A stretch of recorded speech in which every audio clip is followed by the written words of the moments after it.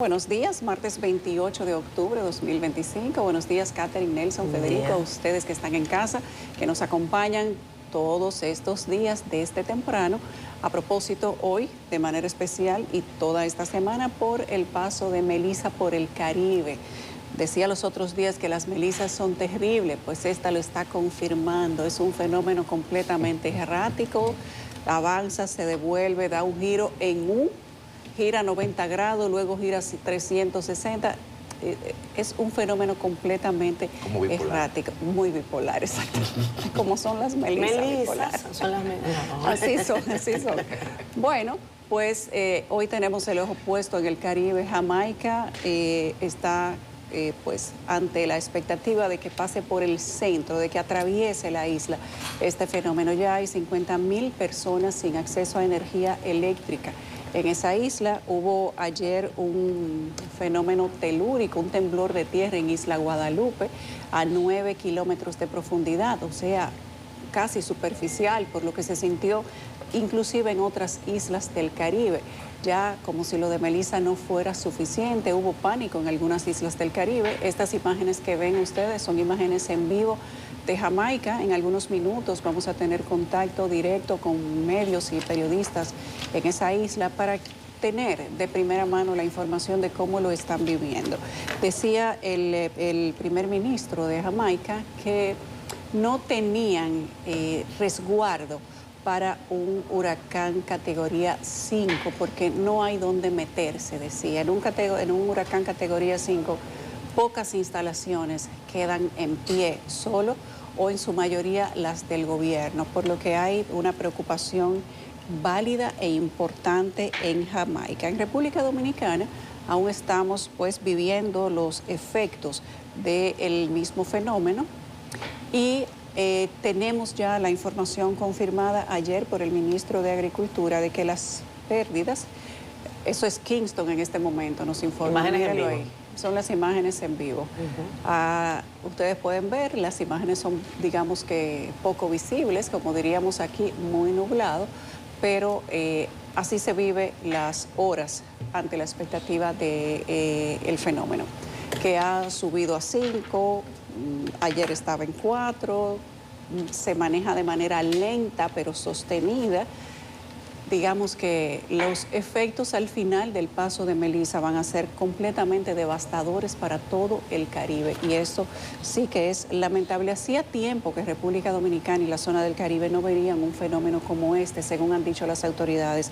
Me llamó la atención ver al general Méndez decir este fin de semana: en mis 20 años, decía él, en mis 20 años al frente del COE, nunca había visto un fenómeno como ese, tan errático, que se manejara de forma tan lento, que se estacionara sobre el país y sobre la zona del Caribe. No hay siquiera cómo prever lo que puede pasar. Y ahora que ha subido a categoría 5, pero se ha alejado un poco de República Dominicana, aunque entre el día de hoy, martes, y pasado mañana, jueves, se podrían sentir los efectos más fuertes también en la zona del Caribe, y la cantidad de lluvia volvería para República Dominicana entre martes y jueves. O sea que, como decían las autoridades ayer, no se puede bajar la guardia, a pesar de que hemos vuelto a la normalidad luego de 3 días en casa. Pues la gente tiene que seguir cuidándose, tiene que mantener la previsión de no tirar cosas a la calle, no tirar la basura, cuidarse, tener los niños en casa. Hay un niño desaparecido, no se sabe todavía su paradero, pero se sabe que cayó al agua y lamentablemente no ha habido posibilidades de recuperarlo, aunque se ha hecho una operación por aire, mar y tierra. Aquí decía el ministro de Agricultura que los daños serán millonarios. El café, la gente de Barahona está al grito porque se estropeó toda la producción, y así como ellos podemos ir rubro por rubro. Ayer decían las autoridades que se estudia la posibilidad de hacer una declaratoria de emergencia. Yo le tengo miedo a las declaratorias de emergencia por la cantidad de cosas que pasan por ahí, pero pareciera que en esta ocasión se vislumbra una posible necesidad. Y así anda el Caribe. Sin embargo, en Estados Unidos, que es nuestro vecino más cercano, donde cuando allá da gripe, aquí da neumonía, la cosa no está diferente, aunque no tienen efectos meteorológicos. Pues allá lo que hay es un cierre económico bravo, a pesar de que han recibido donaciones para mantener el salario de los militares, unas donaciones anónimas con el único fin de que los militares no se queden sin salario. Miren qué empresariado tan solidario, digamos.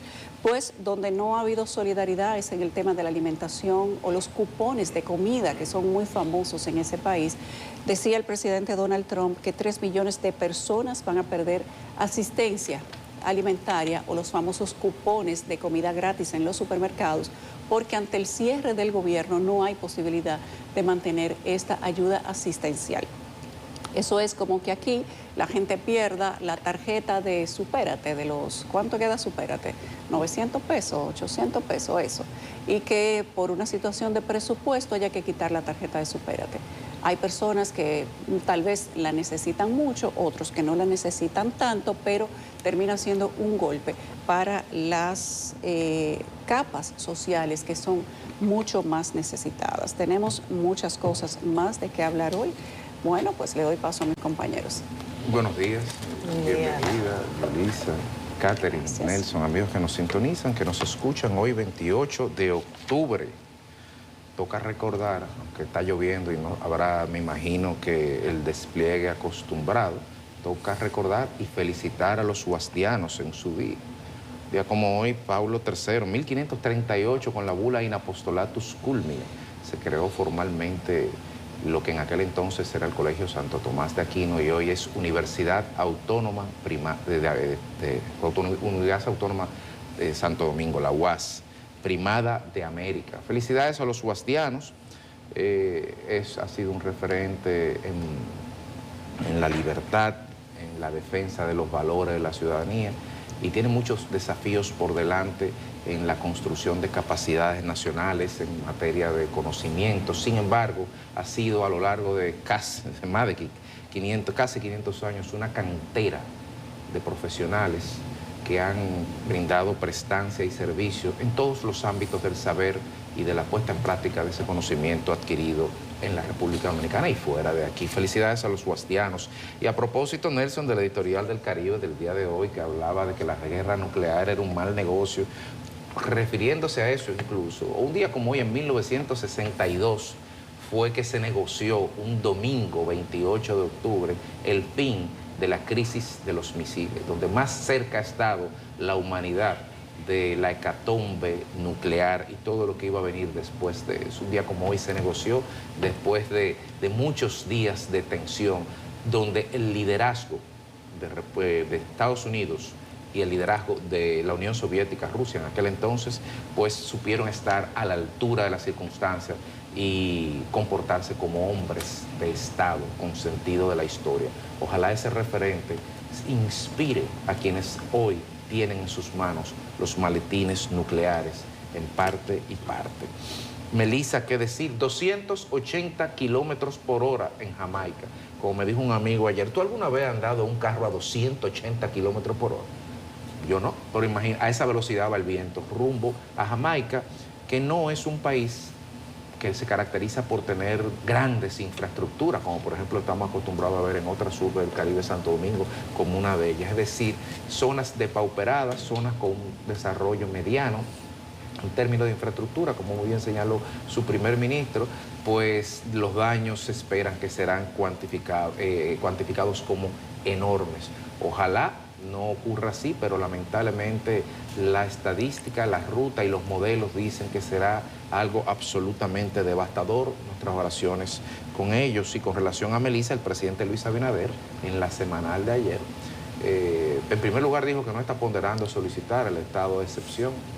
El último fue cuando el COVID, y me recuerdo, corrígeme Nelson, porque estaba buscando, pero no me recuerdo bien, pero tengo la data de que cuando David, a Guzmán se lo negaron, el estado de excepción, porque ciertamente eso libera una serie de procedimientos y de recursos que podrían utilizarse de otra forma, pero definitivamente que sí, que hay que utilizar los recursos donde se tienen que utilizar, porque de entrada 1.340 millones de pesos a ojo de buen cubero, porque todavía la data no está cerrada, solo en agricultura, y agregue todo lo demás, agregue los hoyos, agregue las calles, agregue los impactos que tendremos futuros en salud pública. El ministro Atala dijo ayer que hay que estar, ojo, alerta, avisor, por el afloramiento de enfermedades que están vinculadas al agua, a los manejos sanitarios de las heces fecales y de todo lo que anda en la calle cuando esto se rebosa. Entonces hay que estar muy alerta en esto.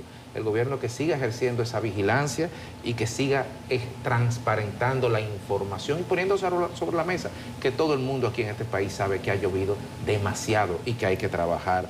En el día de ayer, la PETCA sometió oficialmente a 10 personas en el caso vinculado al Intran, la Procuraduría Especializada de Persecución de la Corrupción Administrativa, su anterior titular y varias personas más, en una operación denominada Camaleón. Habla de las líneas electivas son corrupción administrativa, fraude en contrataciones públicas, estafa contra el Estado, sabotaje, infraestructura crítica, como 14 más, incluyendo actos de terrorismo. Que Dios los agarre confesados y que puedan demostrar su inocencia en un correcto procedimiento judicial donde el Estado de Derecho y las vías procesales se mantengan y se salvaguarden. Y finalmente, anoche, a pesar de la lluvia, se hizo la primera reunión del Consejo Nacional de la Magistratura de cara a la escogencia de los puestos vacantes en la Suprema Corte de Justicia. Se hizo en la biblioteca de la Vicepresidencia de la República, encabezada por la vicepresidenta, imagino que con un poder especial, porque el presidente no estaba ahí, pero fue la primera reunión de cara a iniciar este proceso de escogencia de toda esta vacante, que recordemos terminará en abril del año que viene. Buenos días. Buenos días, el Consejo Nacional de la Magistratura. Me preguntaron a Abinader por las actas de aquella reunión para saber cómo votaron los miembros del Consejo para dejar fuera a los 3 magistrados de la Suprema. Abinader dijo que va a averiguar con la secretaria del Consejo, la magistrada Salcedo, a ver por qué no se han publicado las actas.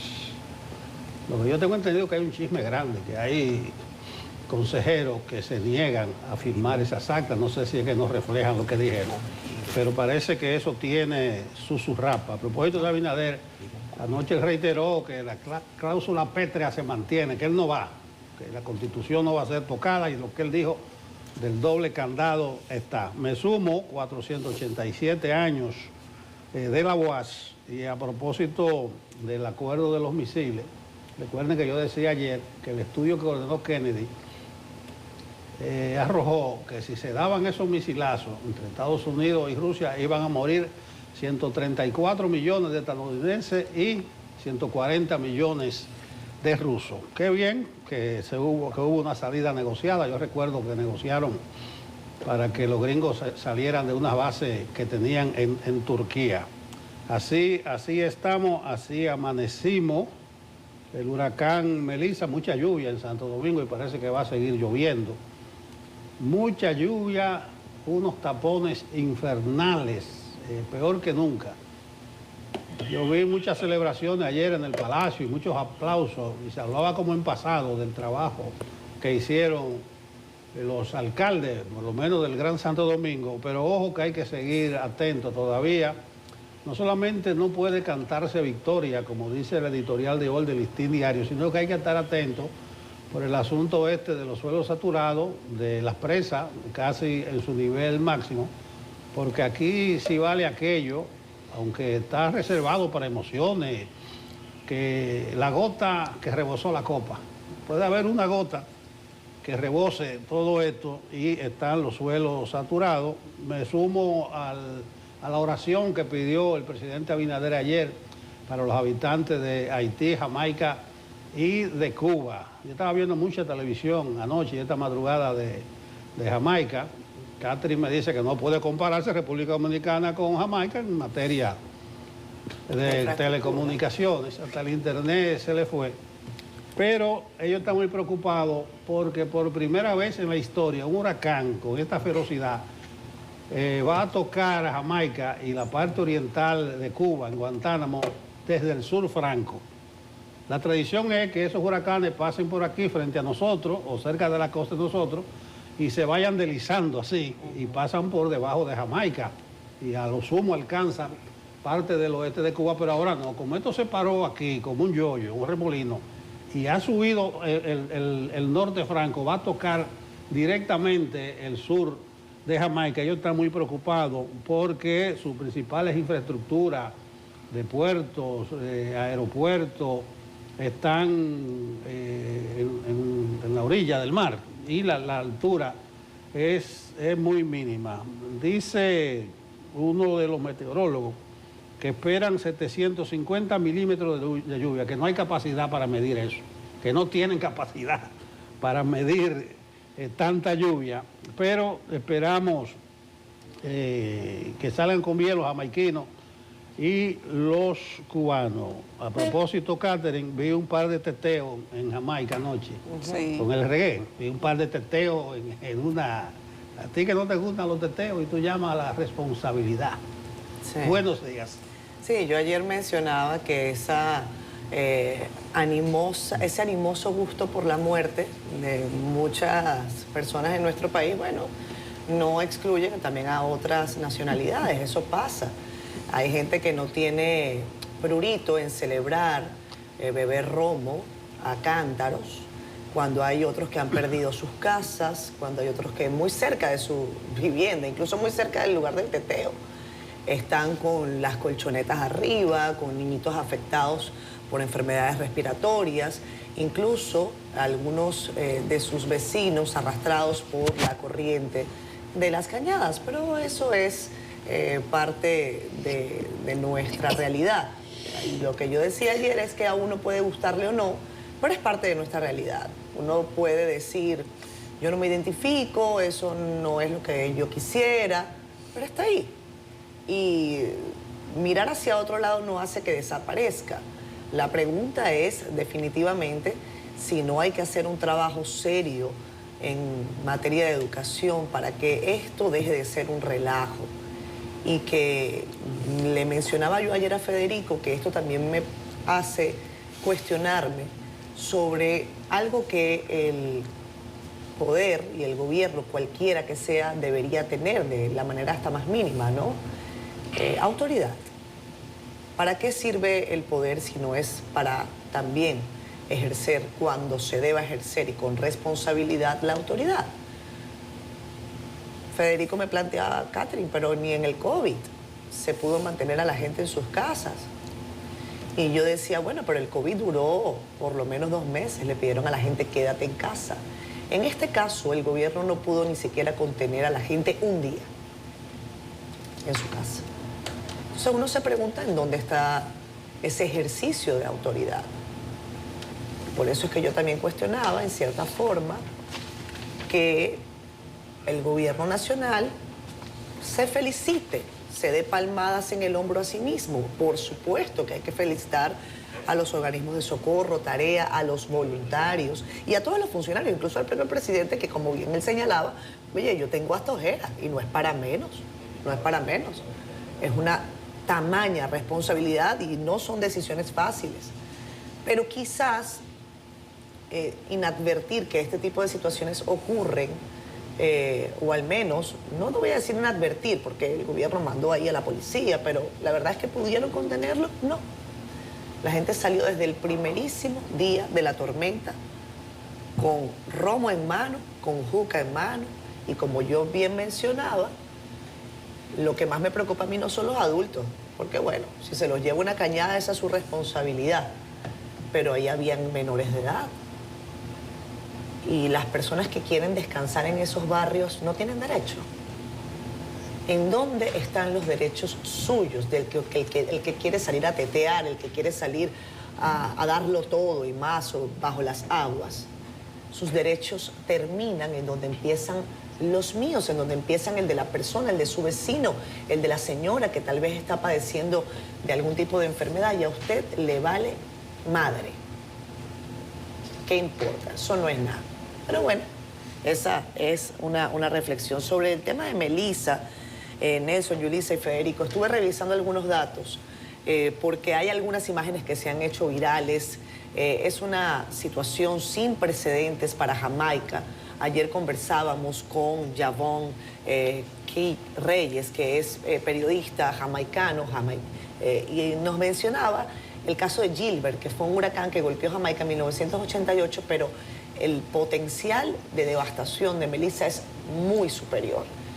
Y si producción nos ayuda con las imágenes que se capturaron ayer desde un avión caza huracanes y que muestran este gran ojo del huracán, todos los meteorólogos con sus datos desde el punto de vista técnico advierten de la fuerza de este monstruo, de este meteoro que está alcanzando vientos sostenidos de 250 kilómetros por hora, pero que podría tener ráfagas de hasta 300 kilómetros por hora.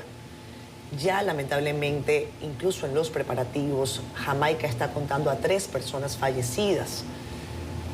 El huracán no ha llegado con todo su potencial, está al parecer girando un poco al este, pero le dicen a los ciudadanos de Jamaica, no se lleven de ese girito porque va a tomar camino al norte y va a impactar nuestro territorio.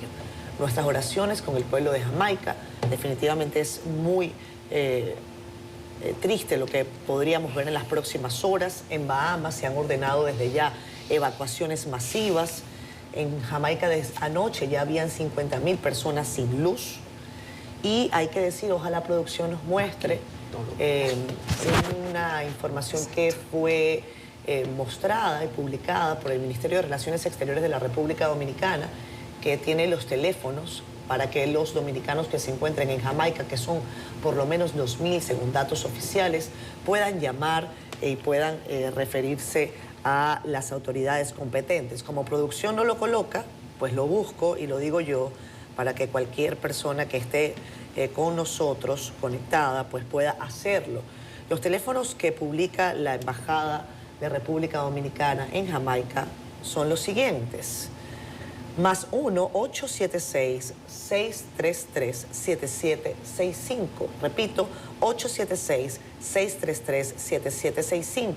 Y en un celular es 876-260-0649. 876-260-0649. En una nota un poco más simpática, pero sin quitarle el hilo al asunto de la lluvia, Cristian Jiménez publicó temprano su caricatura en el periódico El Día. Hernández. Cristian Hernández, exacto, gracias. Gracias, Nelson. Y decía, días de lluvia, y muestra una mujer cocinando con el clásico cachorro de Cristian, y por atrás le dice, al parecer, su pareja, dice, amor, varía el menú, que ya yo no aguanto un sancocho, pan con chocolate, ni arroz con leche. Ya yo no aguanto ni uno más. ¿Arroz con leche? Cámbiame. Sí, dice, ni un arroz con leche más, no lo aguanto. No sé si ustedes están Me ha dado buena en idea. chocolate. Arroz con leche es buena idea. Sí. Arroz con leche, me quiero casar. Lo que él no se refirió fue al romo, él. No, No, a eso sí Es lo intocable, no, ¿verdad? porque eso no lo cansa. Es un dogma. Sí, sí, de eso Bueno, no se cansa. marcha lento el huracán Melissa se está desplazando entre 4 y 7 kilómetros por hora, y estas son las imágenes que les mencionábamos previamente. Es la pared del ojo del huracán Melissa. Son imágenes realmente impresionantes. La Cruz Roja está estimando que 1.5 millones de jamaicanos serán afectados. Se están preparando para una catástrofe. Esperemos que no. Esperemos que no. Nuestra solidaridad con ese país. ¿Vamos a las portadas? Vamos a las portadas.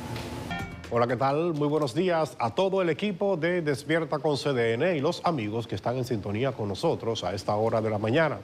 Vamos de inmediato a colocar en su televisor la portada de El Caribe en este martes, y lo hacemos con el llamado a evacuación masiva en Jamaica y Cuba.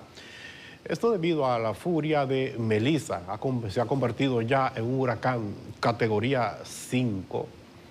Continuamos con la vicepresidenta Raquel Peña, que visitó zonas afectadas por la tormenta en las provincias San Cristóbal, y también estuvo en el municipio de Santo Domingo Norte, correspondiente a la provincia de Santo Domingo.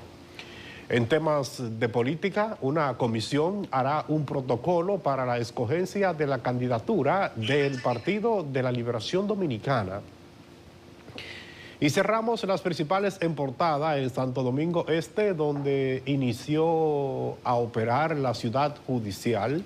La primera fase incluye asistencia digital, área de autogestión, audiencias virtuales y un centro de citaciones y de notificaciones. Vamos ahora de inmediato a la contraportada con noticias del mundo de los deportes. Hablamos de los universitarios del OIMFC y los rojiblancos Delfines del Este, quienes empataron a 2 tantos en la posición del partido aplazado del domingo por la fecha 11 de la Liga Dominicana de Fútbol 2025-2026. Y ahora les invitamos que accedan a nuestro portal digital www.cdn.com.do. Aquí usted puede conocer otras importantes informaciones como esta de la búsqueda de un niño desaparecido en la zona de los Mameyes. Este lunes ya arribaron, o ayer lunes, se arribó a 4 días desde que se conoce su paradero. En otra nota que ampliamos es que el Ministerio Público presenta acusación a los encartados en la denominada Operación Camaleón. Y cerramos las principales en CDN Digital con el expresidente de Brasil, Jair Bolsonaro, quien solicitó a la Corte Suprema la reducción de la pena que pesa en su contra. Todas estas informaciones usted las puede ampliar en nuestro portal www.cdn.com.do. Les invitamos que adquieran como cada día un ejemplar impreso del periódico El Caribe. Es todo de nuestra parte, seguimos con más en Despierta. De que seguirá lloviendo, seguirá. Vamos al reporte del clima con Jim Suriel, atención. Muchísimas gracias, muy buenos días. Vamos a actualizar las informaciones acerca del huracán Melissa, el cual ya está casi tocando suelo en el suroeste de Jamaica. Un fenómeno atmosférico que se moverá en las próximas horas sobre tierra y ya para esta noche y la madrugada del miércoles estará haciendo contacto con Santiago de Cuba. Esto es en la porción oriental de la vecina isla. Ya para mañana en la mañana este sistema meteorológico se ubicará sobre Bahamas y así veremos cómo la amplia circulación de Melissa permanecerá en el territorio nacional, aportando más precipitaciones también entre moderadas y fuertes en nuestro país. Melissa es un poderoso huracán categoría 5 y en las últimas 24 horas ha desarrollado vientos máximos sostenidos de 270 kilómetros por hora. Ese fenómeno, al ubicarse el jueves al norte de la región del Caribe, su cola se posicionará sobre el territorio nacional. Por lo tanto, veremos más aguaceros, sobre todo hacia la región del Cibao. En las próximas 24 horas se acercará esta onda tropical, la número 51, a nuestra región y podría también aportar algunas precipitaciones. Detrás viene una perturbación atmosférica que avanzará hacia nuestra zona de pronóstico. Será el viernes cuando llegue a las Antillas Menores y entre sábado y domingo transitará al sur del territorio nacional para así incidir en República Dominicana con algunas precipitaciones. Veremos este sistema frontal que saldrá en las próximas 24 horas desde Estados Unidos, siendo impulsado por la amplia circulación de Melissa hasta Bahamas y posteriormente podría llegar hasta el norte de República Dominicana y así entre jueves y viernes aportar también algunas precipitaciones en gran parte de nuestro país. Son varios los fenómenos atmosféricos que estarán incidiendo en República Dominicana con más lluvias durante los próximos días. Estas han sido las informaciones del tiempo. Nosotros conectamos con Jamaica, le damos la bienvenida a Luz del Alba Tejada, ella es empresaria dominicana radicada en esta isla de Jamaica y queremos conversar con ella a propósito del paso del huracán categoría 5 Melissa por esa isla. Luz del Alba, buenos días, ¿cómo estás? Muy buenos días, ¿cómo están? Muchas gracias por el espacio y por el seguimiento y todo el apoyo y la energía que nos envían desde República Dominicana. Gracias a ti por sacar el tiempo para conversar con nosotros. Aquí estamos Nelson, Catherine, Federico y Yulisa, quien te habla. Cuéntanos cómo viven ustedes estas horas ante el paso inminente del huracán categoría 5, Melissa, por Jamaica. Gracias. La verdad que han sido unos días de mucha ansiedad y muy estresante para todos nosotros, para todos los dominicanos, los jamaiquinos y todo lo que estamos en la isla, ya que desde el miércoles pasado se anunció y empezaron a cerrarse colegios, trabajo, servicios esenciales. Entonces, han sido unos días de mucha ansiedad y estrés. Sin embargo, Jamaica no ha dormido hoy, le puedo decir, porque a partir de la medianoche empezaron las lluvias ya y los vientos fuertes. O sea, nosotros escuchábamos de medios internacionales que estaba pasando muchas catástrofes en Jamaica, pero nosotros no sentíamos nada, ni siquiera el agua, una lluvia. Sin embargo, a partir de anoche sí ya comenzó, entonces fue un momento que nadie ha dormido, la gente se empezaron a llamar, las personas que están en estados más vulnerables, que sabemos y entendemos, especialmente algunos dominicanos que ya hemos identificado. Entonces han sido unas horas bien estresantes y sabemos que se van a seguir intensificando a medida que el huracán se vaya acercando más a Jamaica. ¿Está previsto alguna hora en específico que vaya a tocar tierra? No, las horas han venido cambiando, ya que, como mencionaba Catherine al principio, ha venido moviéndose muy despacio. Entonces, al mediodía esperamos que se intensifique más, pero no tenemos una hora específica de cuándo va a pasar, ya que, por ejemplo, ayer, que venía en una trayectoria fija, se devolvió un poco, duró 2 horas como parado, ¿no? en algún lado, y no llegaba. Entonces, no tenemos ese momento específico de cuándo va a llegar. Luz del Alba, quiero preguntarte sobre las órdenes de evacuación, personas que han sido trasladadas a refugios. Ayer veíamos incluso imágenes del aeropuerto principal, personas que estaban abandonando Jamaica con algún tipo, evidentemente, de temor. ¿Cuál es la situación de esto y el caso de los dominicanos? Si has podido contactarles, cuáles son los mecanismos de prevención que están tomando. Sabemos que posiblemente vayan a tener recortes eléctricos en las próximas horas. Claro que sí. El gobierno ha hecho una labor sin precedente también por el tiempo que han tenido para prepararse, que es un tiempo bastante largo que nunca había pasado. En Jamaica hay más de 800 refugios actualmente, donde se han llevado todas las personas vulnerables. En el caso de los dominicanos, le puedo decir que la Embajada Dominicana, en representación del embajador Manuel Durán, han hecho un trabajo extraordinario con el tema de la comunicación, ya que muchos dominicanos que se encuentran en Jamaica no hablan el idioma, no hablan inglés. Entonces, toda la comunicación ha sido en español. Nosotros tenemos un grupo donde yo represento a la comunidad dominicana, con toda la parte de comunicación y de solidaridad, y hemos estado contactándolos para ver los que están más vulnerables, especialmente los dominicanos que viven en Montego Bay, que son la mayoría, que trabajan en construcción o en el sector de turismo. Y por ahora hay este canal abierto, pero nos mantenemos comunicando y monitoreando la situación con ellos. Sobre el tema del aeropuerto, Luz del Alba, perdón, Federico, sé que mucha gente tomó vuelos. Hasta ayer, ¿el aeropuerto permanece abierto? Sí, nosotros tuvimos la comunicación de que el aeropuerto estaba cerrado a partir del sábado. Okay. Entonces, hay casos excepcionales que se tuvieron que hacer, pero a partir del sábado fueron oficialmente cerrados.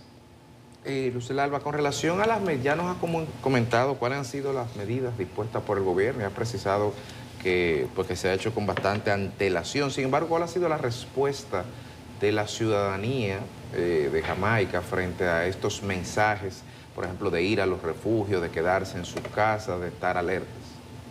Sí, ha sido muy difícil. Hay las personas que, por ejemplo, están acostumbradas, aquí en Jamaica siempre se dice, yo tengo 18 años en Jamaica, y en todo este tiempo siempre dicen, va a venir una tormenta, va a ser bien catastrófico, y nunca, gracias a Dios, nunca pasa. Entonces, muchas personas no lo han tomado seriamente, la verdad hay que decirlo. Incluso hasta anoche habían lugares que tenían fiesta bajo el agua, o sea, sin nada de responsabilidad. Pero el mismo tema de los días que han estado esperando, los trabajos cerrados, los niños en la casa, ¿no? Que ya la gente no tenía esa confianza de que iba a entrar realmente hasta ayer, hasta anoche, que ya comenzaron los vientos muy, muy fuertes y unas lluvias que dan miedo, la verdad. Luz del Alba, cuéntanos de las informaciones oficiales de las autoridades, centros, si ya están dispuestos los lugares de acogida, refugios, si les han hablado del impacto que este ciclón, huracán, podría tener en las instalaciones y infraestructuras físicas de Jamaica?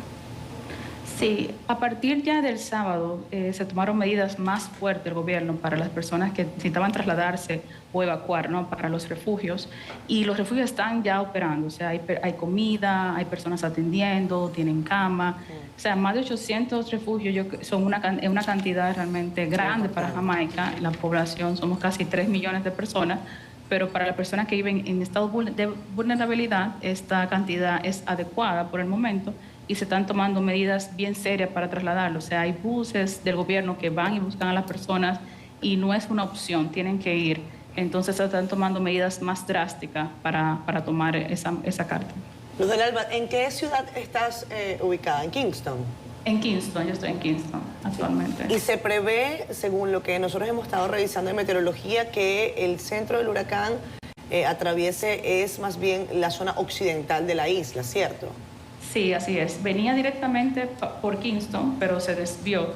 Entonces va a ir en la parte más de Ocho Ríos, Montego Bay, que son lugares, bueno, turísticos que se espera, claro, que van a tener impacto sin precedente, como ustedes mencionan, catastrófico, como todos dicen, y que el gobierno realmente no está preparado para la pregunta que me hacía de la parte de infraestructura. O sea, nunca se ha visto nada igual. El huracán que impactó en el 1988, Gilbert, era un huracán de categoría 3. Entonces, luego han venido otros, pero nunca han pasado por Jamaica, como viene Melissa.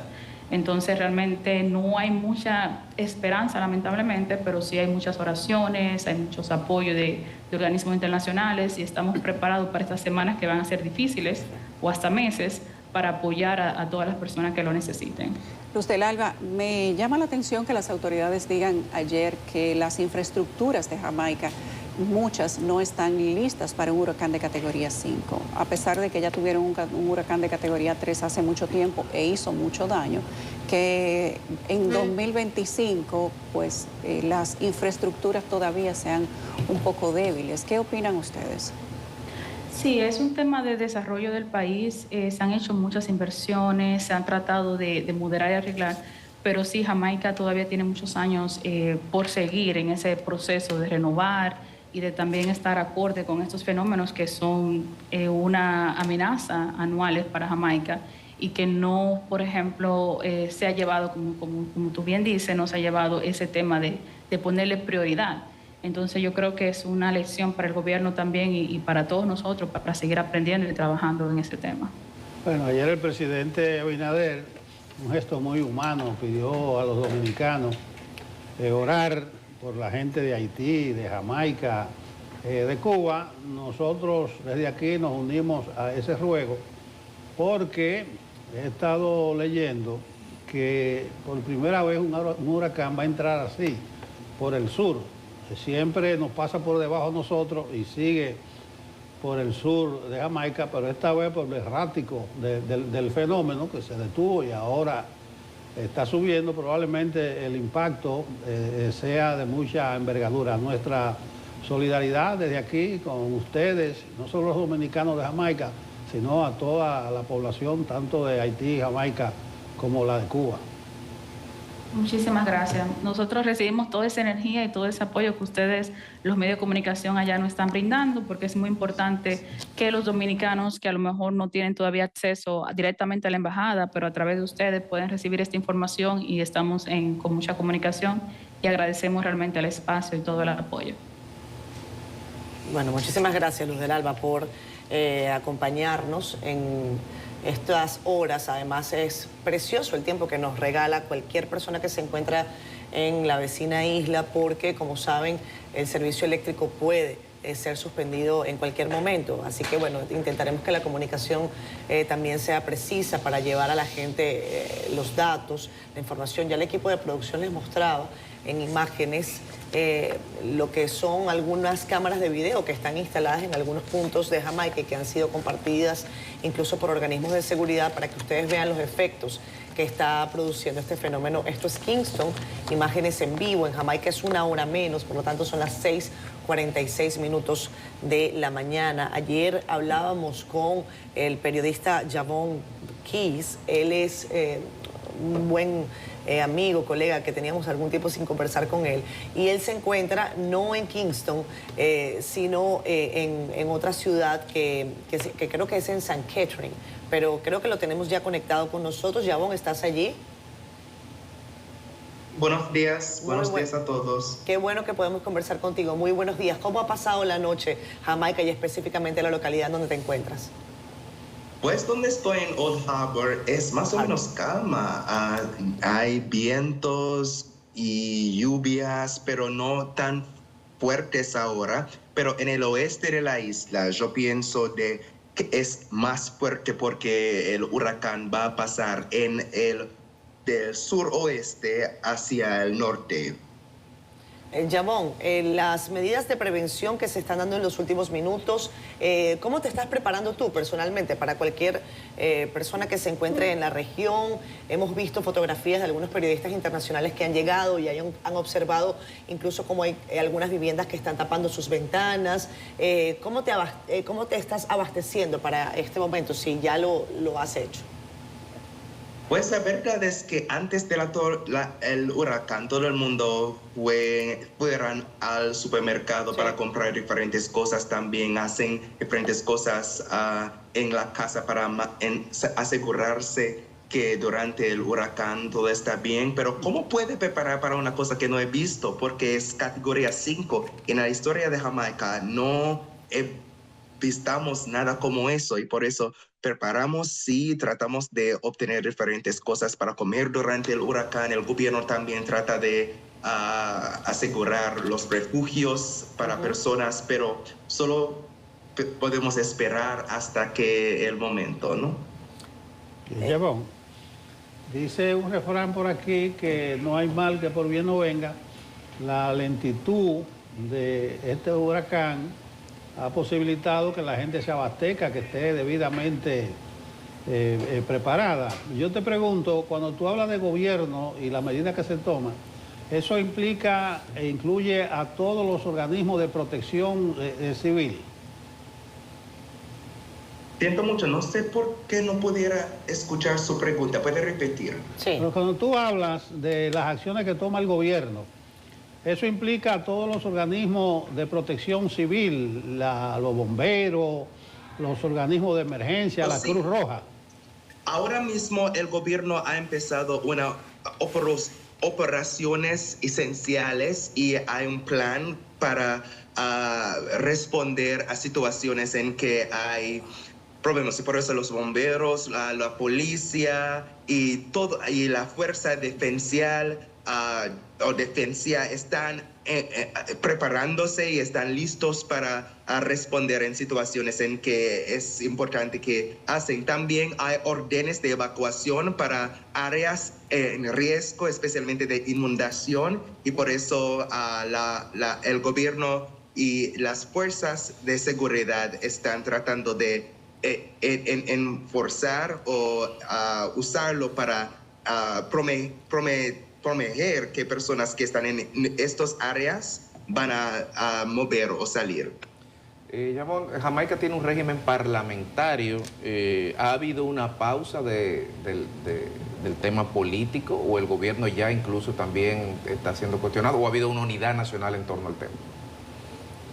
Pues no, durante desastres o situaciones como esos no hay una situación en que las personas políticos van a luchar o tratar de contra. En este caso, como usual, hay una amistad o a personas usualmente vienen acerquen para tratar de sobrevivir y hacer las cosas que van a asegurarse que todo el mundo estará bien. Y por esto no hay una situación mala o difícil entre los políticos ahora. Yavón, quiero saber qué te han dicho o qué han dicho las autoridades respecto de horarios.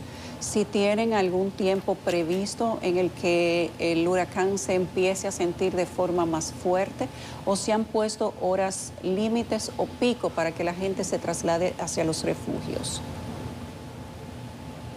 No sé si puede repetir, por favor. Sí, si han establecido las autoridades para la población horas de entrada el impacto más fuerte del huracán en Jamaica, o si hay establecido horarios límites para trasladar las personas a los refugios.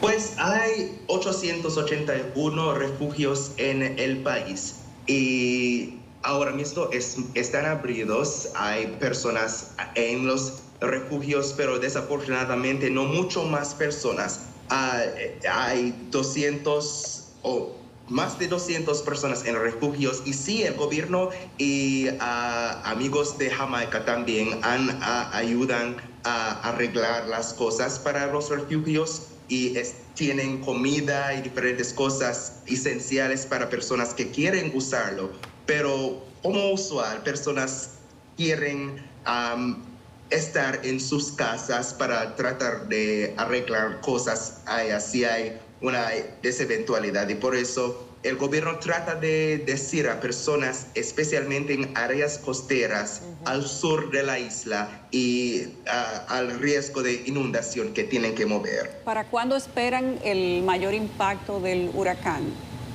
¿Para qué hora? ¿Qué día? Sí, lo han dicho ya. Eso es la pregunta que todo el mundo quiere una respuesta, sí, una certeza. Sí. No, la verdad es que ahora pensamos que hoy, desde cualquiera vez ahora hasta por la mañana,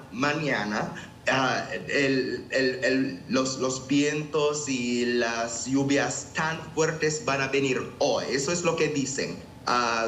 Las cosas pueden cambiar como usual porque hace ya 5, 7, 6 días que preparamos.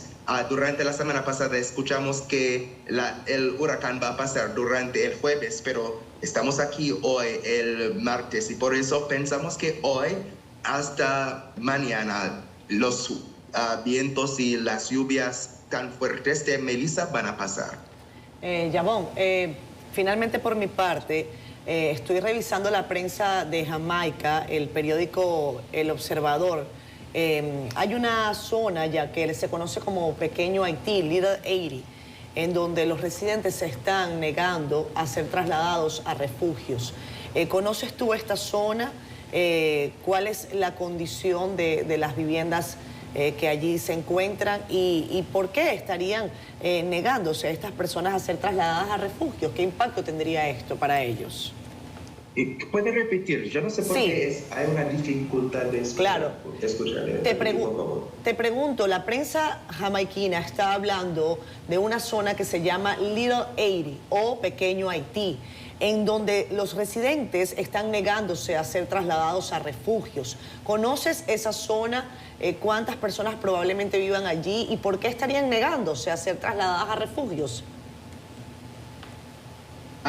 No es yo sé el lugar, pero yo no sé exactamente qué pasó. Yo tengo que tratar de obtener información, pero a veces no es que personas no están negadas o bloqueadas de entrar en refugios. La verdad es que hay refugios que las personas que están en carga no están, y por eso hay veces que el gobierno tiene que tratar de obtener información o personas tienen que ir a otros refugios. Pero la verdad es que más de 881 refugios están abridos. Yo tengo que tratar de obtener un poco de información sobre Little Haiti para compartir con ustedes, pero porque yo no sé exactamente qué está pasando allá. Claro. Con relación a la información, al suministro de información, a la periodicidad, ¿qué mecanismos está utilizando el gobierno y los organismos de socorro para poder decirle a la ciudadanía el estado de situación de la tormenta, con qué periodicidad, si son aplicaciones, si son anuncios en redes sociales, si son boletines? ¿Cómo lo están haciendo allá? Pues todas las maneras que dices, cada día hay una conferencia de prensa a las 10:30 por la mañana, y ayer también tuvimos 2 conferencias de prensa. Una a las 10:30 y otra a las 6 por la tarde. Y eso estaba por televisor, radio, redes sociales, hay canales por WhatsApp y por eso hay diferentes canales en que el gobierno y la prensa de jamaiquina o jamaicanas tratan de compartir la información. También hay un centro de operación y desastre que está operado por el gobierno y hay miembros de la prensa que están allá y es donde la conferencia de prensa está echado cada día. Bien, pues muchísimas gracias a Yavón por darnos esta entrevista. Te agradecemos enormemente, nos solidarizamos una vez más con el pueblo de Jamaica. Te agradecemos enormemente. Vamos a hacer una brevísima pausa. Sí, pero antes, yo quiero llamar la atención sobre lo que se está hablando de movimiento errático. Mira, ellos están esperando en Jamaica hace rato, pero todavía no llega. Incluso estaba viendo unos partes meteorológicos que se supone que ayer, 27, ya iba a estar, había pasado por Cuba, por la parte oriental de Cuba, estuviera lejos, y todavía ni llega. Recuérdense que los primeros aguaceros fuertes aquí, hace 8 días, fue el martes pasado, que se dijo que agarraron de prevenida a las autoridades porque era la noche que iban a dar un informe y las aguas llegaron. Hay que poner la atención a este tipo de situación porque tenemos un fenómeno prácticamente anclado en el Caribe desde hace 8 días. Estaba buscando la trayectoria, a ver cuántas millas, cuántos kilómetros ha avanzado. Bueno, pero él se mudó para esa parte. Si producción coloca la fotografía. Kelvin, ayúdanos con esto, por favor. Hay un mensaje, una advertencia que se emitió esta mañana a las 5 de la mañana del Centro Nacional de Huracanes de Estados Unidos, del que vamos a hablar a continuación, porque también está enfrentando algunas dificultades por el cierre del gobierno de Estados Unidos, y para eso tenemos a Yatsel Román, que está diciendo lo siguiente. En el caso de Jamaica, bueno, dice permanezca protegido, inundaciones repentinas catastróficas, deslizamientos de tierra, etcétera. El punto número 2 de esta advertencia dice Haití y República Dominicana. Federico se ríe y yo también. Y no porque me cause gracia esto, sino porque le estoy pidiendo a producción que me ponga la imagen, por el amor de Dios, amigos. Que le falta chocolate. Dice, se esperan inundaciones repentinas para Haití y República Dominicana. Ojo, deslizamientos de tierra catastróficos a través del suroeste de Haití y porciones sur de la República Dominicana hasta mediados de la semana. Gracias, amigos de producción.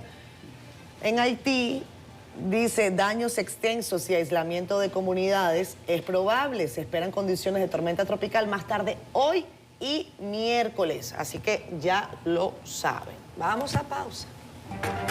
Bueno, 8 minutos de la mañana. 8:08 de la mañana. Gracias a ustedes por estar con nosotros. Seguimos en Despierta con CDN. Les mencionábamos al principio del programa, Yulisa hacía una serie de precisiones sobre el cierre del gobierno de Estados Unidos y sus implicaciones.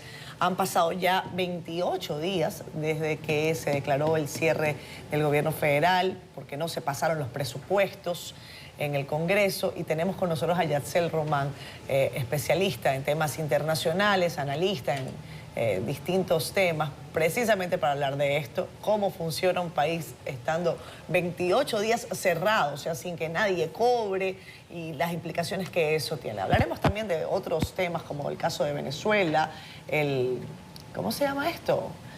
El portaaviones Gerald Ford, que está llegando a las costas de Venezuela, o al menos enfilado hacia allá.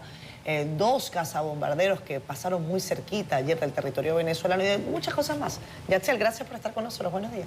Muchísimas gracias por la invitación. La verdad que van 28 días sin que Estados Unidos tenga el funcionamiento del gobierno federal, y solamente para explicar un poquito, porque yo sé que hay algunas personas que se preguntan cómo es que sucede algo... ¿Cómo cierra un gobierno? Así. En 1870, siglo XIX, el Congreso estadounidense pasó la ley antideficiencia, en la cual se establece que cualquier gasto que emita el gobierno federal tiene que estar avalado por una apropiación legislativa. ¿Qué quiere decir apropiación legislativa? Que los fondos del Tesoro estén debidamente detallados en una ley presupuestaria, que no es la Ley General de Presupuestos, sino una ley presupuestaria. ¿Por qué lo digo de esa manera? Son 12 grandes leyes las que establecen lo que el gobierno puede hacer para gastar. Sin embargo, yo sé que algunos se preguntarán más acá, si esa ley es de 1870, ¿por qué ha sido más en el siglo XX e inicios del XXI que hemos comenzado a ver este tipo de cierres? Se ha dicho que solamente son 11. Lo que pasa es que la ley, aunque decía muy claramente aquello relacionado a la apropiación, no decía qué pasaba cuando se gastaba sin el debido respaldo.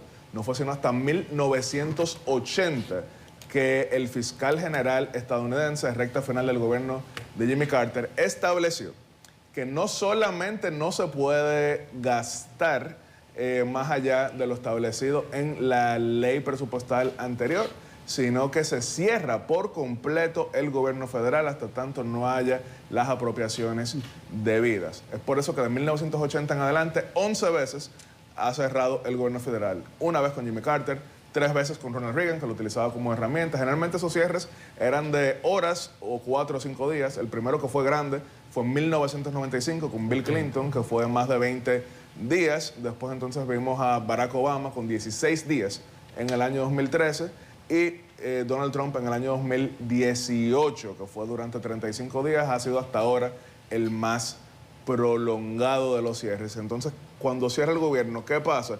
Bueno, primero se establece que todo personal no esencial se le suspende el contrato laboral. ¿Qué quiere decir suspende?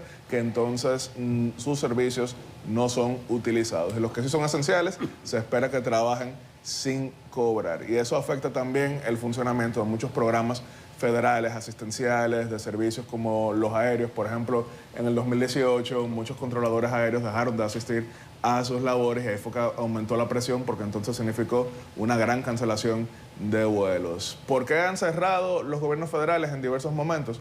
Bueno, en el año 1995 Clinton se oponía a algunos recortes presupuestales establecidos por el Congreso republicano. En el año 2013 había choques por lo relacionado al Obamacare y en 2018 Trump porque quería que se le aprobaran los fondos para el muro. En esta ocasión todo gira en torno a que el gobierno central considera que hay puntos lupa dentro del funcionamiento de Medicare y Medicaid que permiten subsidios a migrantes ilegales y que por eso quieren recortarlos. No obstante, la oposición demócrata considera que esto no es cierto y que por el contrario se trata de un plan para afectar a los usuarios de estos programas. Entonces van 28 días. Sí quiero explicar, y con esto cierro que sea la introducción, porque se preguntarán algunos en la audiencia, Yatzel, muy bien, perfecto, una ley, pero hasta donde tengo entendido, hay una mayoría republicana en ambas cámaras del Congreso. Entonces, ¿cómo sucede que le cierren el gobierno si tiene una mayoría? Lo que pasa es que los proyectos de presupuesto tienen que ser aprobados por mayoría simple en ambas cámaras. No obstante, en el Senado, para cerrar debate, es decir, para decir, ok, se acabó la discusión y vamos a votación, se requieren 60 votos. Y el Partido Republicano tiene 53. La última vez que un oficialismo ha tenido 60 votos fue Barack Obama entre 2009 a 2010 y probablemente en tiempos modernos no volvemos a ver algo como eso. Yatzel, hay en Estados Unidos gobierno federal y fondos federales y gobiernos de estados o estatales. Hoy se sabe que las ayudas alimenticias de Estados Unidos, los famosos cupones de comida, junto con personal administrativo de gobierno que no cobra, son parte de las cosas que llaman mucho la atención y que golpean de manera muy, digamos que directa. El hecho de eliminar los cupones de comida o las ayudas alimenticias, que serían un equivalente en República Dominicana de una de las famosas tarjetas de ayuda social, pues va directamente a las personas más pobres. Y esto empieza a visibilizar quizás una caída más profunda o crítica de la situación del gobierno. Pero ¿cómo diferencia la gente lo que son los impactos federales de los impactos estatales frente al cierre de gobierno? Porque son presupuestos distintos, ¿no? Sí, son varios presupuestos distintos. Incluso, por ejemplo, si entran ahora mismo al Nuevo Día de Puerto Rico, el Vocero de Puerto Rico, Primera Hora, que son los principales periódicos en esa jurisdicción estadounidense, van a ver que la gobernadora Jennifer González anunció que iban a estar supliendo las ayudas alimenticias con el presupuesto de la jurisdicción puertorriqueña, que obviamente nunca será igual de grande que el gobierno federal. Entonces, de esa manera lo han estado haciendo algunos. No necesariamente el beneficiario conoce todo el procedimiento legislativo, y es por eso que hay quienes entienden dentro del oficialismo americano que la mayor culpa recaerá sobre la oposición demócrata. Es importante mencionar esto. Frecuentemente vemos, según varios estudios, que los dominicanos, nuestra diáspora, sale como una de las más económicamente empobrecidas en Estados Unidos, en el contexto estadounidense. Obviamente sigue superando los $20,000 anuales, pero sale como una de las más empobrecidas. Entonces uno se preguntaría, ¿pero tan mal les está yendo? Siempre ha habido ciertas sospechas de que a veces esos números pueden estar siendo manipulados para ser entonces beneficiarios de ayudas federales que no necesariamente le corresponderían, ya que eso entonces significa un mayor dinero en el colchón para algunos de esos trabajadores. ¿Por qué lo digo? Porque si vieron las estadísticas que han estado siendo compartidas, resulta que los dominicanos son de los más usuarios de estas estampillas de comida en Estados Unidos, pero está la duda de si realmente se necesita. Obviamente sí, habrá una gran cantidad que lo necesita y habrá quienes entienden que es una manera de recortar gastos. ¿En dónde conseguimos estos datos que tú comentas, Yatzel? Se los puedo hacer llegar, pero generalmente... Hazlo llegar, porque hay una idea... Pew Research, entre otros. Hay una idea de que, por el contrario, y perdón, Férico, que sé que ibas a preguntar algo, que Puerto Rico, la población de Puerto Rico, pues, tiene mucho de esta economía de los llamados cupones, pero si bien señalas entonces también que la población dominicana está en ese ranking, eso también debería entrar en el análisis. Pero es engañoso y les explico, porque por ejemplo, ¿qué pasa? El análisis se hace en base a la etnicidad. Entonces la etnicidad no necesariamente recoge únicamente la jurisdicción Puerto Rico.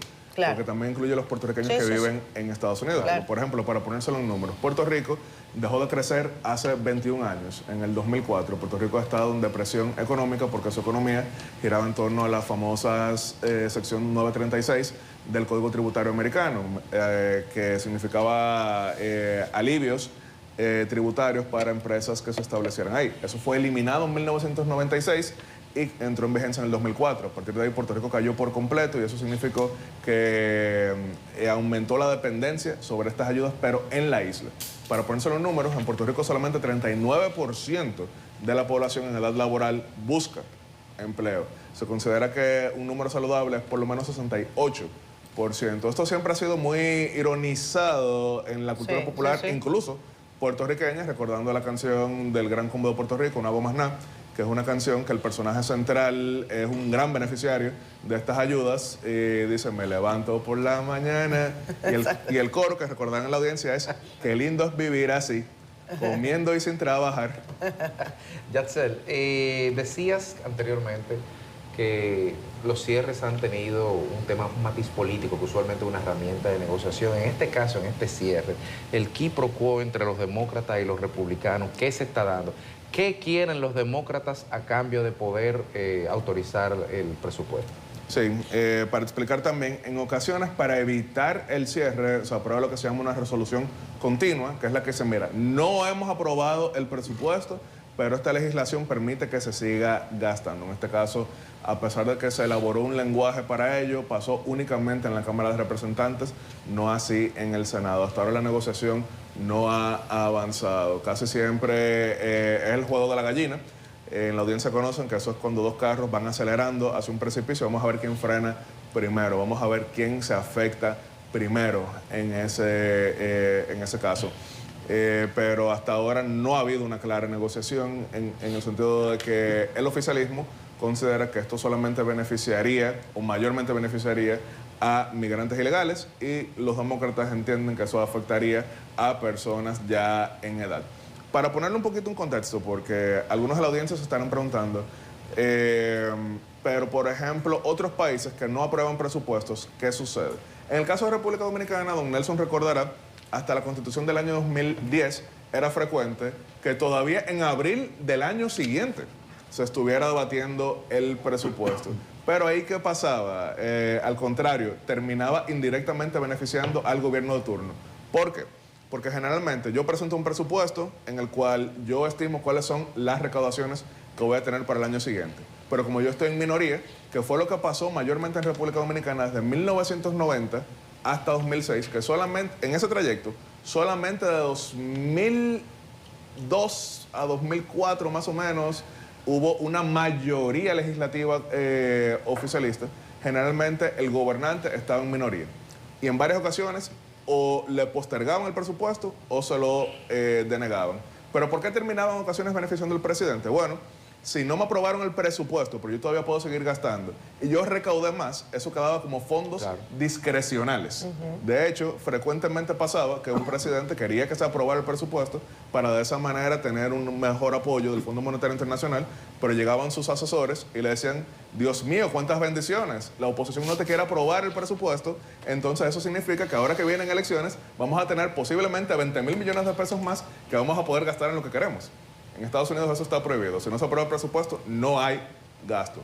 En otros países, como por ejemplo el caso de Bélgica, que tiene el récord de más tiempo, no sin presupuesto, sin gobierno, porque no podían ponerse de acuerdo, igual quedaba congelado el presupuesto anterior.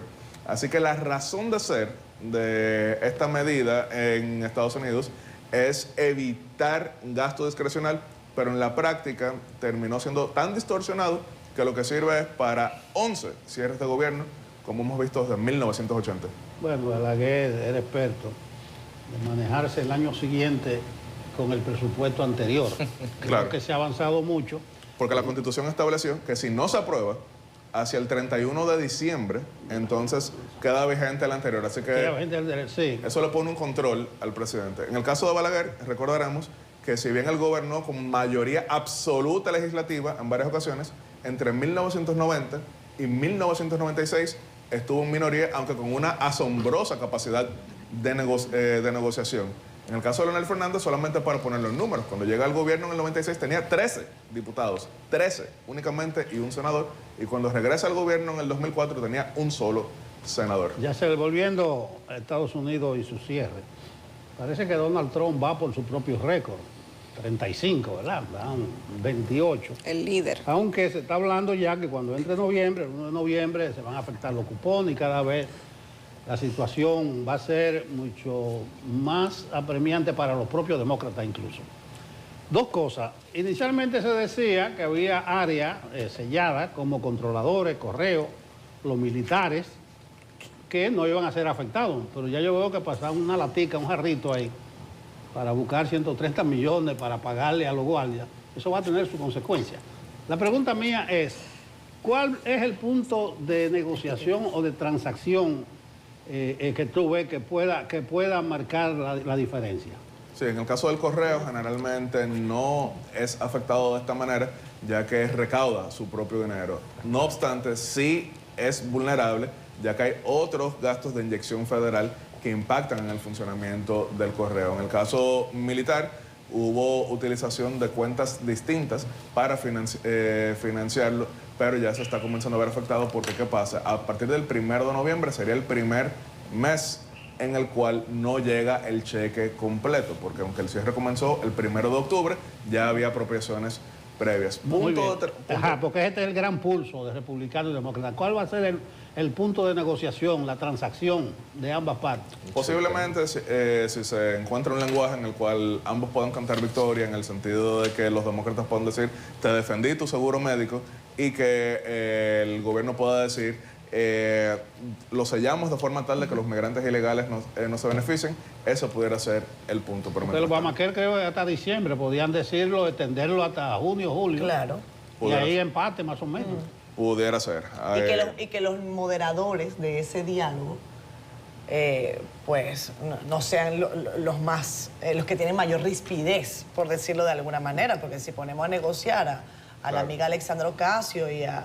Claro, pero ahí la cosa se complica. En el caso demócrata, por ejemplo, Chuck Schumer, el líder de la minoría demócrata en el Senado, es alguien altamente experimentado. Correcto. Pero el Partido Demócrata está muy afectado porque tras la contundente derrota del año pasado, necesitan algún tipo de victoria. De victoria legislativa. ¿Por qué digo legislativa? Sabemos que el martes próximo hay elecciones para la gobernación de Nueva Jersey y para la gobernación de Virginia. También hay elecciones para la alcaldía de Nueva York, pero que eso no entra en lo federal. Pero ¿qué pasa en Virginia? Virginia no solamente Virginia es una zona metropolitana que incluye a Washington D.C. Mucha gente que trabaja en el gobierno federal pernocta en Virginia. Entonces están siendo muy afectados. Es una gobernación que actualmente tiene el Partido Republicano. Entonces se piensa que es muy poco probable que el Partido Republicano retenga la gobernación de Virginia el martes próximo. Oye, una cosa, Yatzel, leía temprano con relación al tema del huracán Melissa que parte de las agencias de emergencias también se están viendo afectadas por este recorte.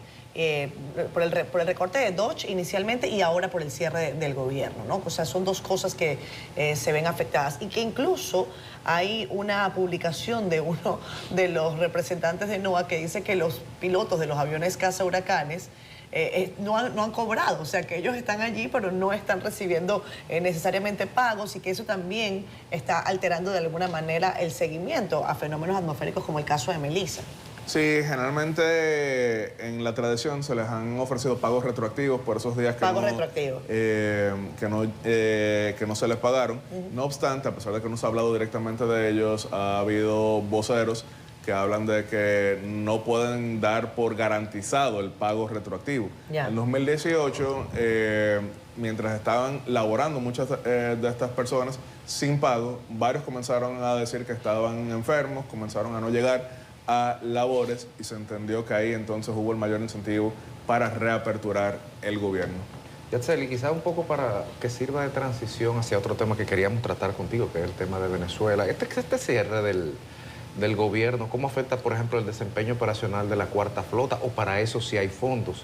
Y en ese sentido, ¿cómo ves tú el panorama en el sur del Caribe, en aguas costeras, cuasi costeras venezolanas, del despliegue militar del gobierno de los Estados Unidos?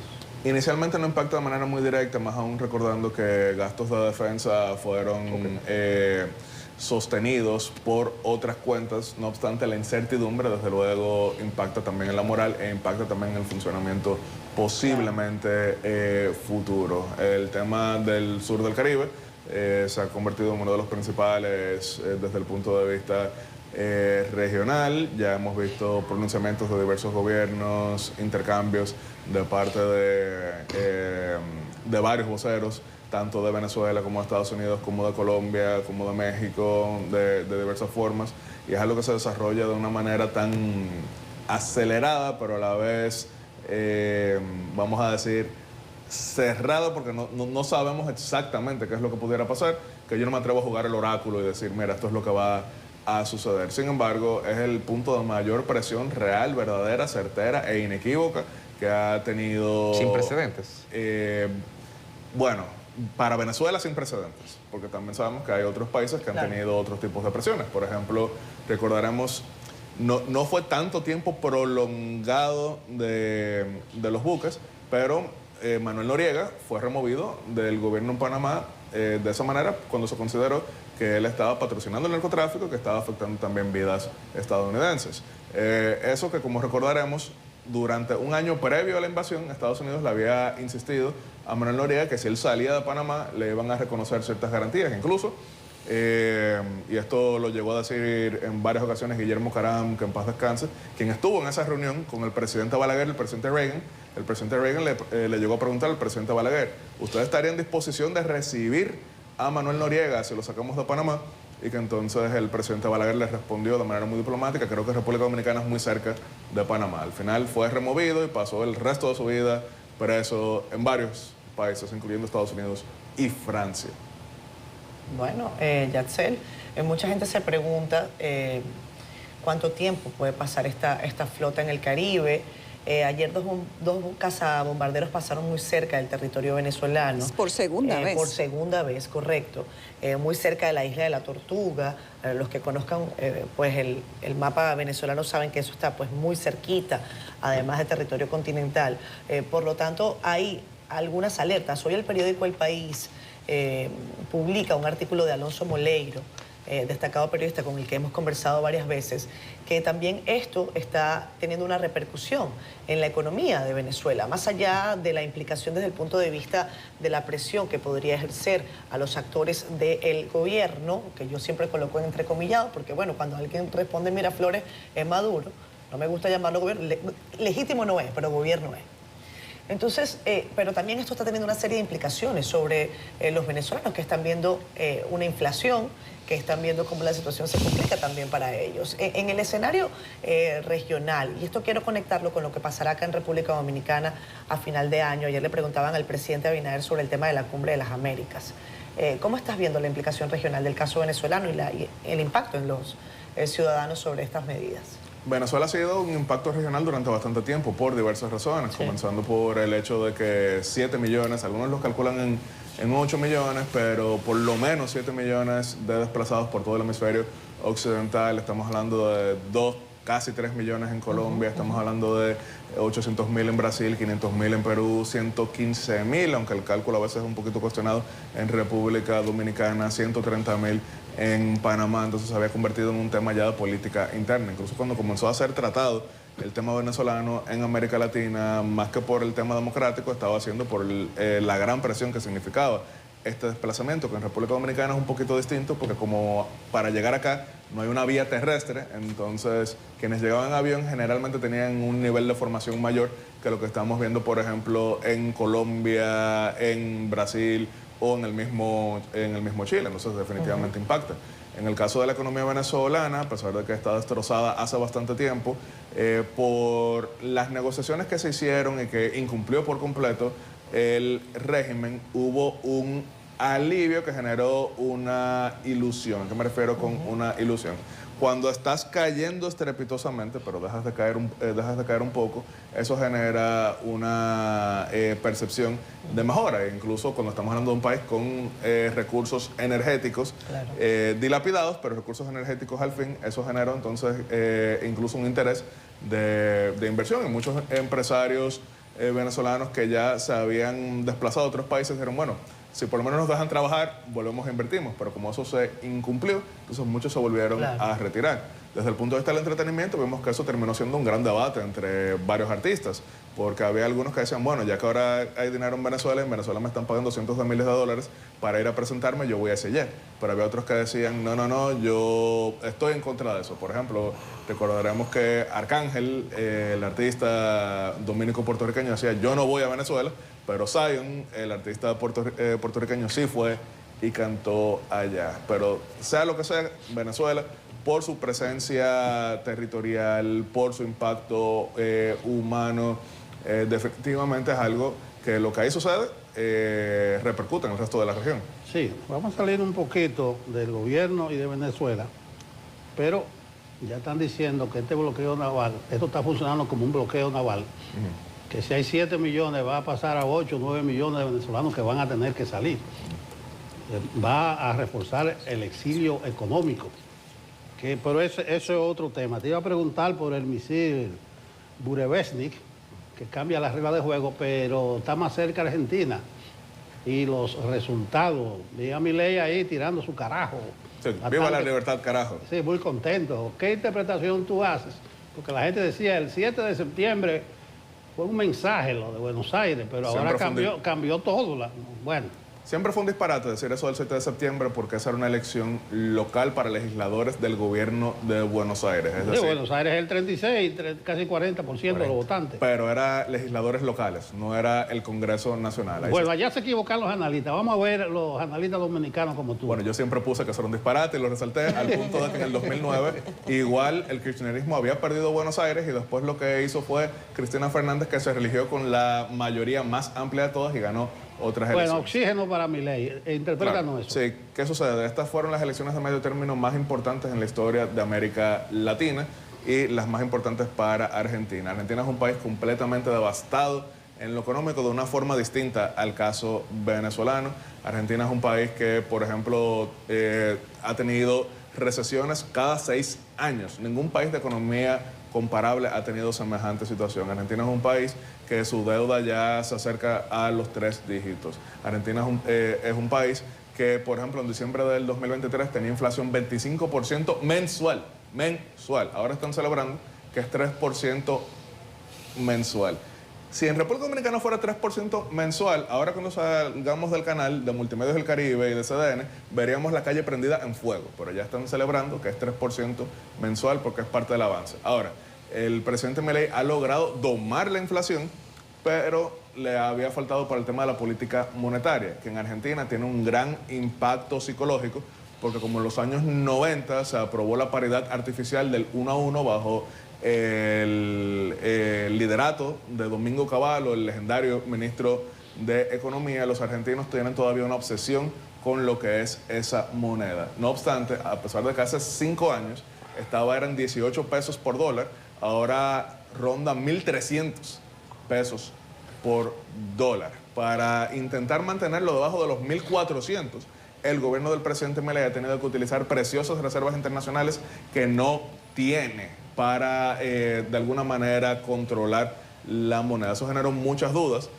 y ahí es donde entra el impacto de las elecciones legislativas. Muchos mercados que siguen adquiriendo bonos de la deuda argentina solamente querían pagar 60 centavos por cada dólar de bono que pone Argentina, porque entendían que el presidente Milei no tenía la forma de aplicar reformas, suena casi que redundante, no tenía la manera de aplicar reformas que sanearan realmente la economía, más allá de la inflación, porque la inflación es una cosa, pero necesitas crecimiento, necesitas desarrollo. Así que se entendía que si Milei perdía eso, el riesgo país iba a llegar a niveles insospechados. Pero también todo empeoró porque cuando el presidente Donald Trump, con un apoyo sin precedentes, le facilita 20.000 millones de dólares del Tesoro para estabilizar más la moneda, en la rueda de prensa el presidente Trump dijo, ahora, si pierde yo me voy. Eso algunos no supieron cómo interpretarlo, si era que él decía la elección legislativa o si era que decía la elección presidencial de 2027, pero eso generó mucho mayor temor. No obstante, el presidente Milei, con su coalición La Libertad Avanza y apoyo de propuestas republicanas, logró ganar de 127 diputados que estaban en juego el domingo 64, es decir, el 50% exacto, y el Partido Justicialista, con todas sus versiones, que es la casa tradicional del peronismo, no solamente perdió Buenos Aires ahora en la elección que realmente contaba, sino que lleva 3 elecciones consecutivas perdiendo. Milei está en su mejor momento posible, que es lo que lleva a muchas personas a esperar una estabilización y menos estridencias. Es un triunfo que, repito, el 7 de septiembre había muchos malos analistas diciendo que ya Milei estaba aplastado, pero yo puse todos mis tweets, yo puse todos mis escritos diciendo, señores, en 100 años, Buenos Aires local nunca ha predecido resultado nacional argentino. Gracias, Yatsel, por habernos acompañado. Siempre es un placer tenerte con nosotros. Se nos quedaron algunos temas, pero bueno, tú estás siempre cerquita y eso es positivo para este equipo. Gracias. Gracias. Vamos a ir a una pausa. Está muy de moda ir, y qué bueno que así sea, ir a los gimnasios para entrenar el cuerpo, pero también al cerebro hay que entrenarlo, con un entrenamiento cognitivo. Y para hablar un poco de este proceso de entrenamiento cognitivo, que son pues modernas tendencias de la neurociencia, está con nosotros María Alejandra Bisonó, directora del Centro Brain Focus, para hablar sobre este tema que luce ser bastante importante. Ya hemos hecho la mitad de la entrevista fuera del aire. Buenos días, María Alejandra. Muchísimas gracias por tu presencia. Gracias a ustedes por la oportunidad y brindarme este espacio. Y bueno, feliz de compartirles un poquito sobre Brain Focus, que es el centro que imparte el programa BrainRx, que forma parte de la franquicia. Y va dirigido a niños a partir de los 7 años y, como conversábamos, también adolescentes, adultos jóvenes, adultos mayores, que pues quieran fortalecer sus habilidades cognitivas. Las habilidades cognitivas están en absolutamente todo, en todo nuestro día a día, cualquier instrucción, cualquier mandato. Vemos que los niños la utilizan en su vida académica, pero también los adultos en su vida laboral. Y no se diga los adultos mayores, que deben de seguir activos y mantener esa agilidad mental. Entonces, nada, nosotros abrimos nuestras puertas el 29 de enero, ya tenemos unos 9 meses desde la apertura y unos 2 estudiantes ya graduados con esas habilidades cognitivas disfrutando de su máximo potencial. Wow. ¿En qué consiste eso? Cuando tú hablas de mejorar o potenciar las actividades, las habilidades cognitivas de los niños, adolescentes, adultos jóvenes y adultos, ¿verdad? Sí. ¿En qué consiste? ¿Cómo uno se da cuenta que necesita o tiene alguien que necesita mejorar esa habilidad cognitiva? Para niños, por ejemplo, que vienen de la pandemia, que tienen lagunas educativas o de conocimiento, ¿cómo se identifica? Sí, la verdad que la pandemia fue un punto muy importante en la vida de los niños porque hubo mucha exposición a pantallas. Entonces, ese uso de pantallas disminuye y afecta lo que es la atención y más la atención sostenida, por decirlo así. Estamos acostumbrando y entrenando a nuestro cerebro a recibir estímulos cada 5 segundos, que realmente es algo que no pasa en la vida real. Tenemos una conversación y sostenemos una conversación por 15, 20 minutos y vemos que hay niños que no pueden. Ya necesito pasar a otra tarea, necesito otra actividad. ¿Por qué? Porque su cerebro ya está entrenado a eso. Entonces, esas son una de las cositas que podemos identificar a la hora de tal vez una debilidad en la atención, en la concentración.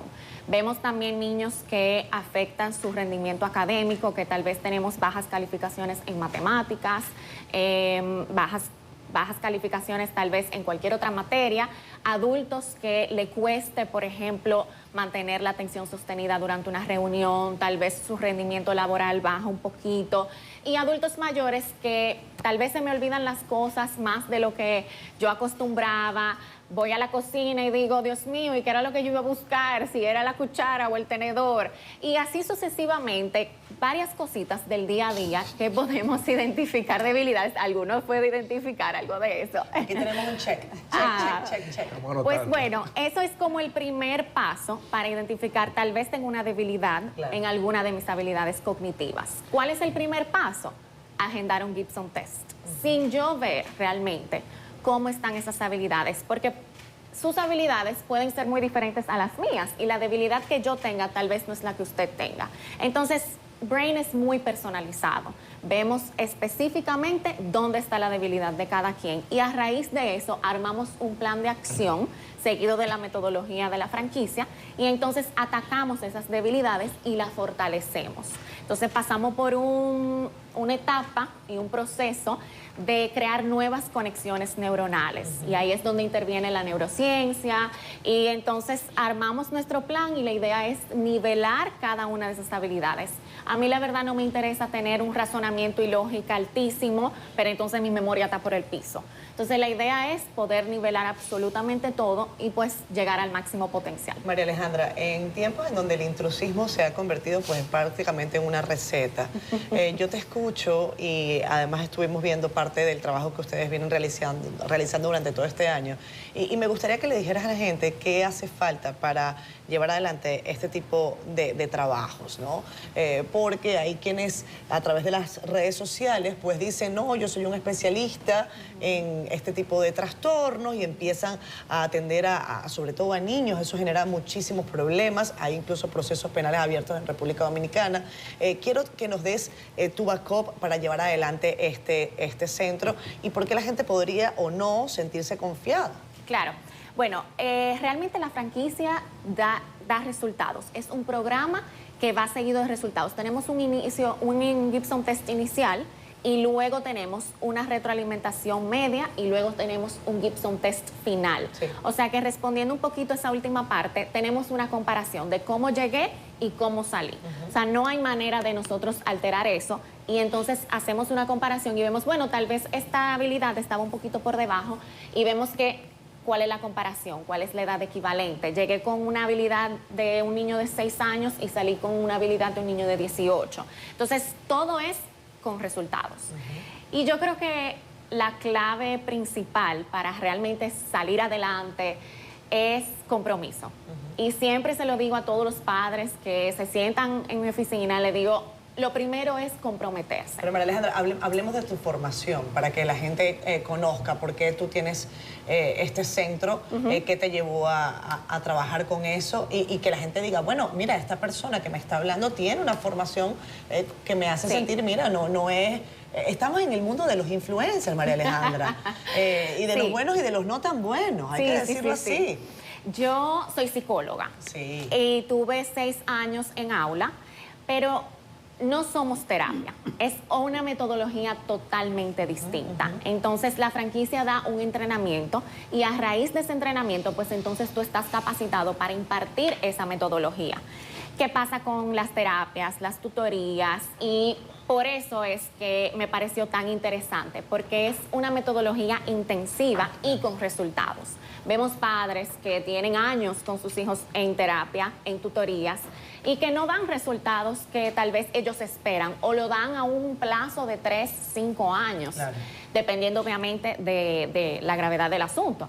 Pero lo que más me llamó la atención de Brain es que en 3, 4, 5 meses los padres ven resultados. Muy rápido. Al ser tan intensos, claro, 5 veces a la semana, 1 hora, como mencionaba, ir al gimnasio para tu cerebro, pues entonces nos permite dar esos resultados con tanta agilidad. Sí, se nos acabó el tiemto, pero brevemente, tú has dado una idea de que ustedes miden, algún test tienen, el coeficiente. Ojalá pudiera decirnos si tienen algún manual. Cuando uno entra, por ejemplo, Federico relacionó lo del gimnasio con lo cognitivo. No es la gran cosa, pero por lo menos manejó dos conceptos. Claro, claro. Ustedes tienen. O sea, que yo debo ir a entrenar. Sí. No, al contrario. No, porque de los analfabetos funcionales le dicen eso, que no pueden, conectar 3 ideas, 3 conceptos. ¿Ustedes tienen algún manual, No algún es el caso de Fred. que yo llego allá y me dicen tu coeficiente tal y un programa para eso? Bueno, realmente el Gibson Test no mide el coeficiente intelectual. A mí no me interesa saber qué tan inteligente, cuántas respuestas correctas o incorrectas. Yo lo que me enfoco es en lo que va detrás, cómo funciona el cerebro. El Gibson Test es básicamente un espejo. Yo voy a ver el reflejo de esas habilidades cognitivas y entonces cómo me están permitiendo funcionar. Porque a raíz de ella es que nosotros podemos sostener esta conversación, salir de aquí y seguir con nuestras vidas. Eso realmente es lo que se basa en las habilidades cognitivas. No es más allá, no es nada complicado, es en lo simple, en lo cotidiano. ¿Dónde la gente puede encontrarte, María Alejandra, y cómo pueden comunicarse contigo? Sabemos que tenemos una población grande de padres que nos ven, la audiencia de padres es grande. Hay un nicho. Sí, hay un nicho grande de padres y madres, así que... Bueno, nos pueden encontrar en nuestras redes sociales, en Instagram como brainfocus.rd. Ahí está el número de WhatsApp, página web y toda la información acerca de la franquicia, donde pueden hacer cualquier consulta. Bien, pues muchísimas gracias, María. Gracias a ustedes. Vamos a pausa.